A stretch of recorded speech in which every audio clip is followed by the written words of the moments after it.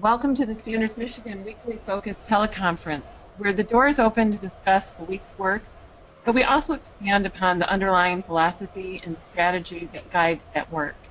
We schedule these open teleconferences at a time when our work week winds down and when our more reflective discussions do not crowd our production calendars, what we do to write code and get votes in the middle part of the week. Our streaming advocacy work is focused on strengthening the voice of the user interest, the end market stakeholder, or as we like to say, the user owner final fiduciary. In the education facilities industry, the end market stakeholder works to guarantee a safe and sustainable environment. This sets the stage for the opportunities the education industry provides for our nation's college students, the facilities our faculty need to carry out their research, as well as being the setting for healthcare delivery, athletic events, and ultimately a central element in state and local brand identity. We estimate that of the $300 billion the education industry spends on building construction, operations and maintenance, energy and safety, over half is governed by the business and technical standards accredited by ANSI. We have explained on our Standards Michigan website that apart from what the University of Michigan started 20 years ago, most of the education facilities industry is not very active in the development of business and technical standards. Any regulatory advocacy capability has been directed toward curriculum, state appropriations, and other relationships with government, frequently detailed in Office of Management and Budget circulars, where our industry does not seem to advocate. At this time, I would like to introduce who is on our call today. I'm Christine Fisher with the University of Michigan. We also have Mike Anthony, who is leading the Standards Michigan project. Good morning, Mike. Hi there, Christine. I think we just saw Jim Ginnity pop in. Oh, terrific. We also have Jim Ginnity with the University of Michigan as well. Good morning, Jim. Hey, good morning, Christine. Good morning, Michael.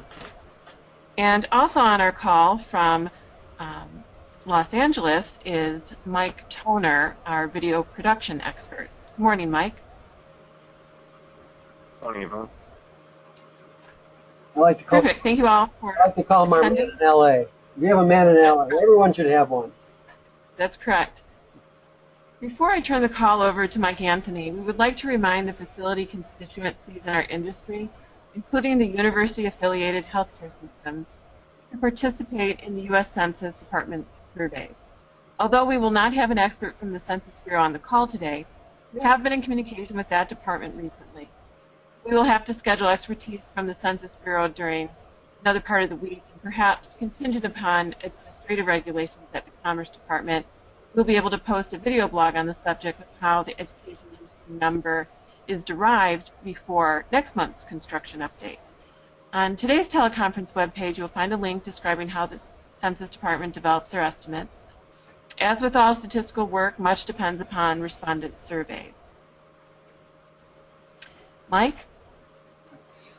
We do our best to be fastidious about our avoided cost claims. So every month we examine the U.S. Census Bureau's release of the monthly value of construction put in place for its estimate of construction spend rate by the education facilities industry. Remember that this is looking backward 2 months. So at the moment there's no generally accepted accounting principles for counting something that does not happen. So when you're claiming avoided costs on the order of 1 to 10 billion, well above the annual budget of most school districts, colleges, and all but a few research universities, you need every corroborating number available to set up the broad contours of a probable region where avoided cost lies, even if you're only doing it in powers of 10. So every month we start with the U.S. Census Bureau number as the high end and then work our way backward, applying several rules of thumb. And we use these numbers known to construction industry professionals for first cost estimates. We use numbers from our own per square foot costs for operations, maintenance, and security. We also use numbers available from the National Center for Education Statistics, IBIS World Industry Research, American School and University, and Engineering News Records. So we welcome here at the largest national conversation on avoided costs driven by assertive advocacy and ANSI standards, and all the other education industry consulting companies who prepare benchmarking studies for individual institutions, trade associations, state agencies, and capital markets. So we're looking now at the May construction report. It was released, was it Monday? Oh, excuse me, it was last Friday, rather.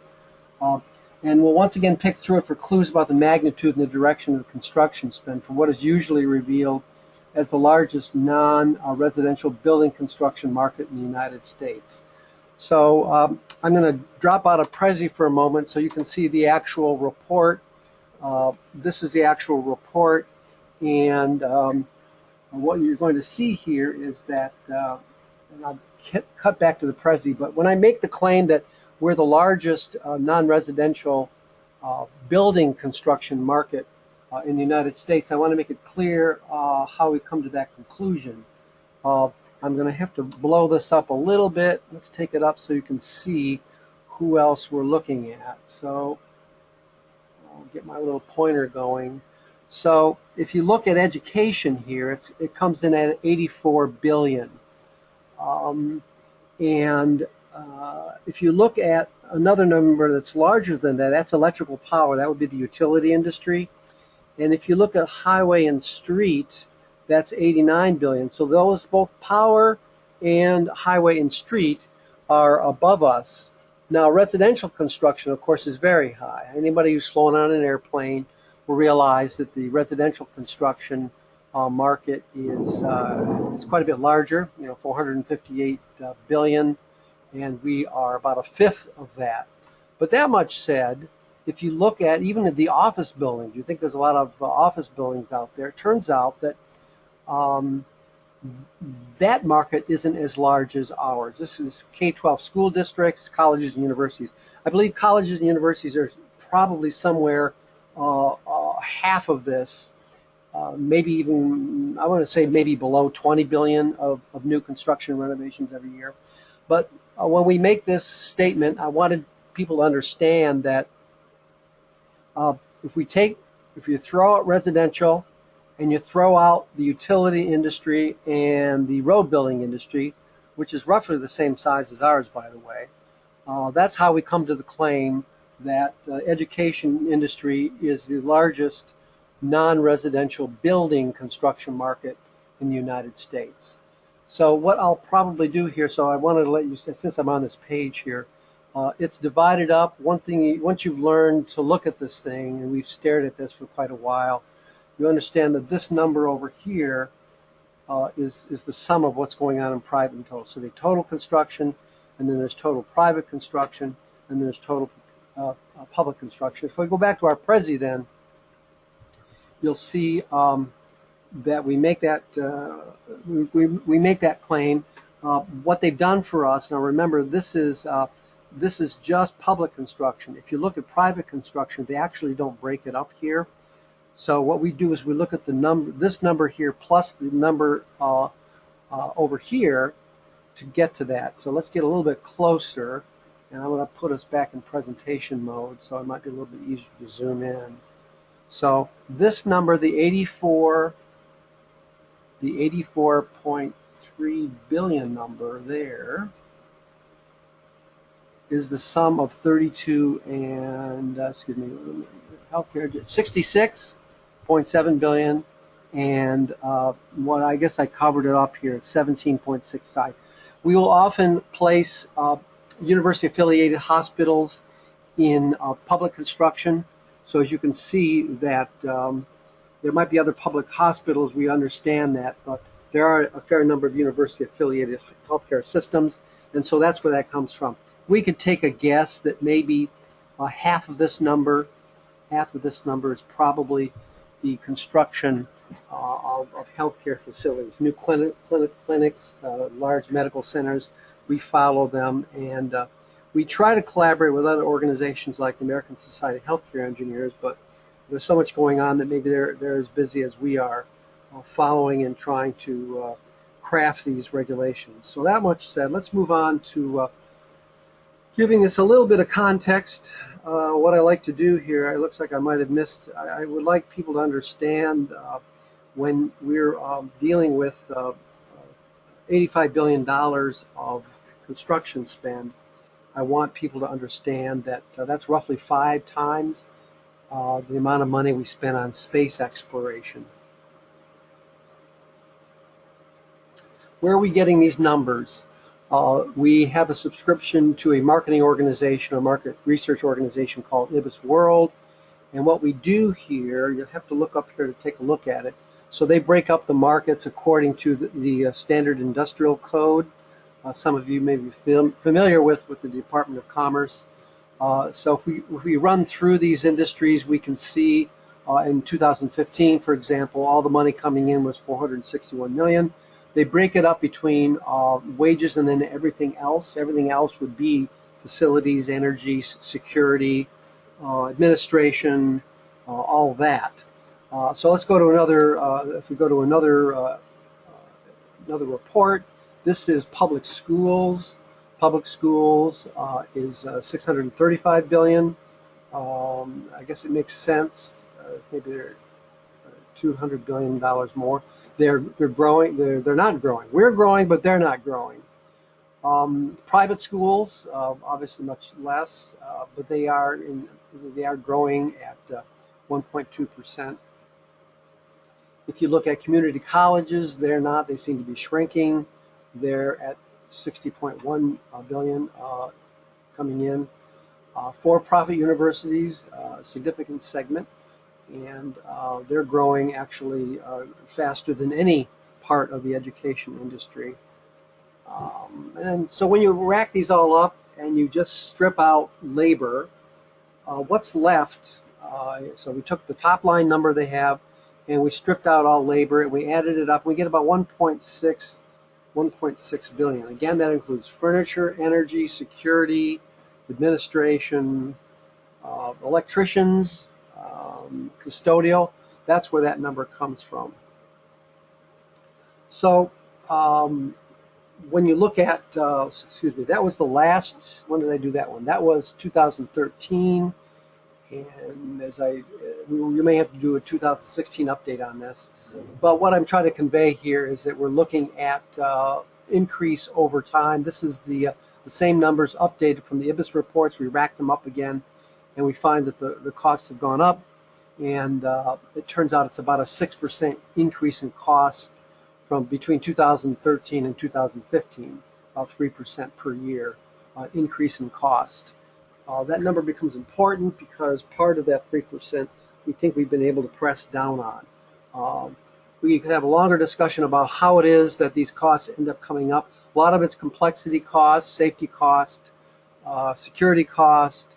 That's a whole different teleconference about how these, what the nature of what the upward pressure is.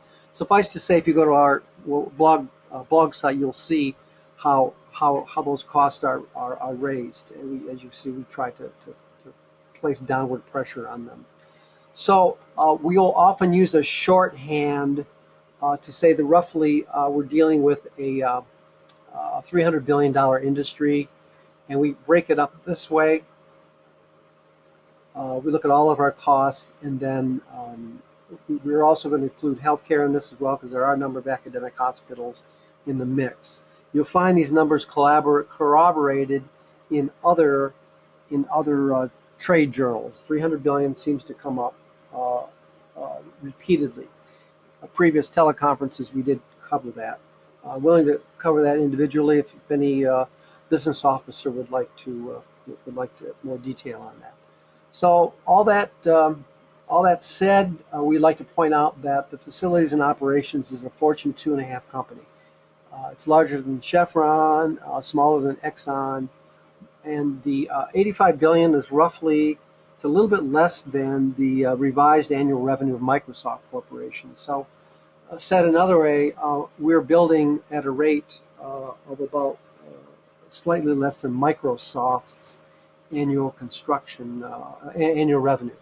So we have a number of ways of looking at this from the microeconomic view. One of them is what we will call the Robin Report, named after my boss, where we postulate a a building which is 50, a general classroom building. I want to zoom out a bit on this so you can see a little bit more about what we do. So we look at these different code wins.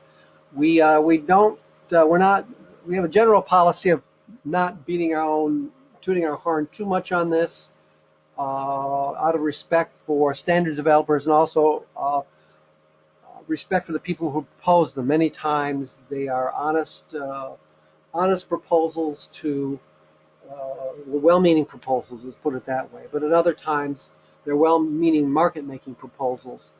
That happens with predictable frequency. I'll only say that you have to have tenure in this space to know how much it's happening. I will say that it's happening more than once a day. I'll say that much. And whether that's well-meaning or whether that's market-making, you can make the decision. But we looked at a $50 million general office building. We looked how all this stuff adds and subtracts. One thing that we cannot really, we can't control, we don't know we know that we've reduced risk, but we can't really quantify that. As I started out saying, it's hard to quantify something that doesn't happen. Also, we struggle with culture change just like every industry. We have code changes, but it takes a while for people to understand them, to not be afraid of them, and that's just the nature of technology. So this is one tool we use to try to check ourselves at the microeconomic level. And we find that when we add things up, we're on the order of we're taking about 3%. I think this is conservative. I always like to point out that the Building Owners and Managers Association claim about 7% avoided costs by just pushing back on what we call regulatory excess generically. We have another tool we use, which is the Hansen chart, named after my colleague Will Hansen. What we try to describe here is how all these so-called code wins stack up over time. We know that they don't all occur at the same time. They're adopted. They have to infiltrate the culture, but as best we can, we try to take the more significant ones, and these are some of the significant ones. Now, this is going to be updated because we have recently rolled back some excesses on lighting controls. Lighting is about 40% of a building's energy budget, for example. And so it's very vulnerable to what I'll call market-making activities. And sometimes we simply call them out on it, and the committee agreed. They just needed somebody to say no. And we did, and we got it. So it's a pretty significant one. We covered that elsewhere. Okay, so that's the Hansen chart. And more recently, we're developing what we call a trustees report or regents report. This is where we go into a university to which is unnamed. No, let's be frank about it. It's the University of Michigan, and we went through every building and every building project. You can't see the sheet here, but we went through the past 20 years of code advocacy and move them forward. And what you can see down here is how we've taken all the code wins and put that through every building. And still, we seem to run into this number of 2.5%. So we believe that on our, we're spending about somewhere between, let's just say, $750 million in construction, and of that $750 million, we are renovating about 50 million of that. The rest is new capital projects that are bonded, that everybody can get a bond on the open market. And so we believe that, again, we keep seeing this number no matter what we do. It doesn't include quality improvement. It doesn't include the risk, lower risk or risk management, but that this is this new tool. This is a project, we use $750 million here for the University of Michigan. So we believe that other universities can do much the same. I have this fantasy that we could make this usable for the rest of the industry, but for the moment it's still a work in progress for us. And it's something that you basically need a cadre of financial people to deal with almost every day. There's that much moving, at least at the University of Michigan. So that's kind of it. I have a small audience here, and Christine, Mike, Jim, anything missed? Anything you want to add? Anything I shouldn't have said?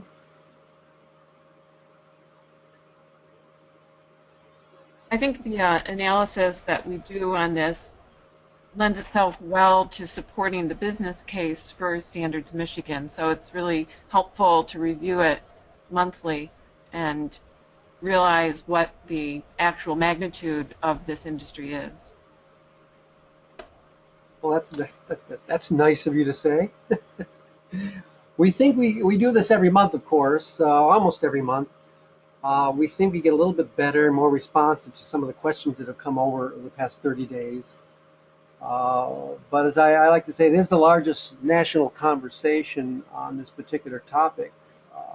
There's a lot of good organizations, good magazines, American School and University for one of them, College Management and Planning, but they're not dealing with it. They have a different business model, and I'm knowing that we get about 50 to 100 views on these every month. I know that somebody's looking at it, so that's kind of it.